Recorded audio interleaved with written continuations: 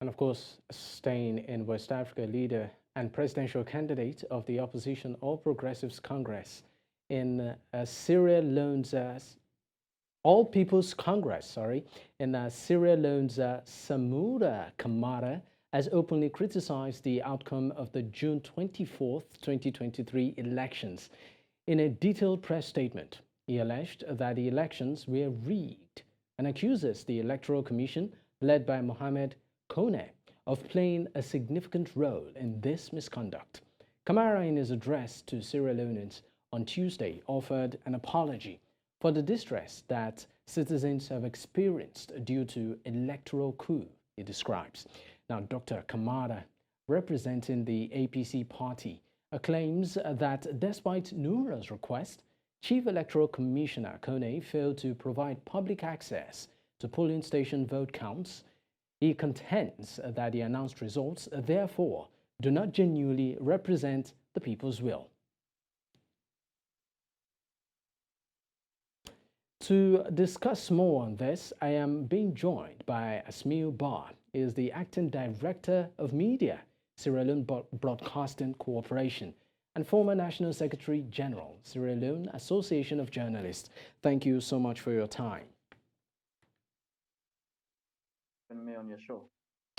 All right, if you can hear me, can you tell us your personal assessment of the June 24 elections in Sierra Leone?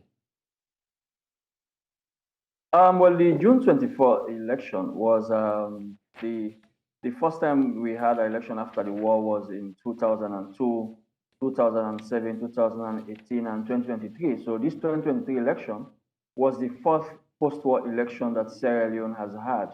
Remember, Sierra Leone had a war from 1991 to 2002 when the war was declared over. And the country also had one of the largest United Nations peacekeeping missions in the world. And after the war, the country was trying to get out of the woods, and state institutions were trying to run the affairs of state. So the first election, this is the first election after the war, that it was purely run by the Sierra Leonean government. Even when it comes to funding, the Sierra Leone government claimed that it did the lion's share of the funding, because in previous elections, the international community will have to chip in and he would play a huge part when it comes to election financing. But this time around, the government of Sierra Leone played a huge role. So before the election, there has been this distrust between the ruling party, that's the Sierra Leone People's Party, and the main opposition, All People's Congress. There has been this distrust. It all started in 2018 when the party that is now in opposition was the party in governance then, but it lost to the then opposition party led by Brigadier Julius Maada Bio, the now president. The party then claimed that the 2018 election was not free and fair, and so it always had that grudge. And even when the elections were over in 2018, the country politically was not all right. Members of parliament from the opposition party, 10 of them, were sued, were taken to court, and the court ruled against them, and they lost their seats.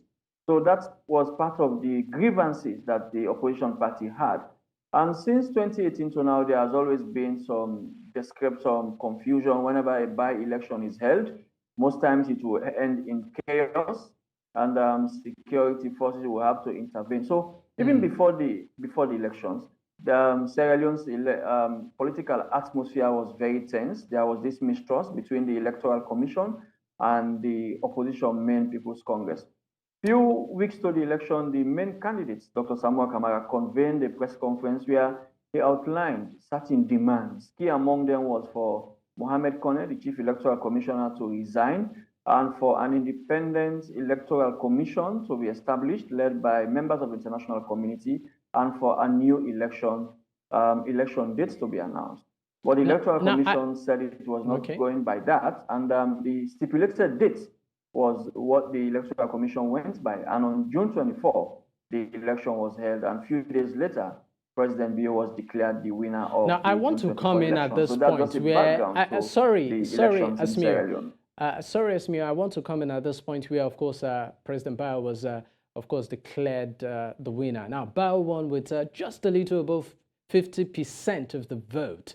And his rival, that's Samura Kamara, of the opposition party, that's the All People's Congress, actually also came second with 44.16%. This can be described as a keenly contested poll. Now, what are people saying about the elections? Whether they are correct or not. What people say about the elections depends to who you talk to. If you go to the opposition strongholds in the Northwest, for example, they believe that their candidates won the election. If you go to the ruling party areas that in the Southeast, they believe that President Bio had a genuine victory. So and I will tell you, Sierra Leone, like many other African countries, is totally polarized. Opinions are few and far between. What one would describe as free of biases.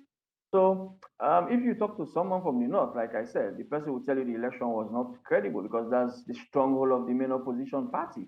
But those who are coming from the southeast, the predominantly area dominated by the ruling party, as far as they were concerned, their candidate Julius Madabi won the election. They had also predicted even before the election that the government was going to win, and there was not going to be any runoff because the Sierra Leone's constitution makes provision for at least 55% for one to be declared a winner. If nobody has the 55%, then a runoff is going to be declared. But the government fought hard to avoid a runoff. So, and up till now, even civil society, especially those who monitor the election, they said, for example, the National Elections Watch they said the figures that they had, no candidate had outrightly won the election by 55%. That's something the Electoral Commission had dismissed. That's something the Electoral Commission says was just the figment of imagination of some of the National Elections Watch knew, and those who are behind them, especially some international observers. So, all right, Asmieu.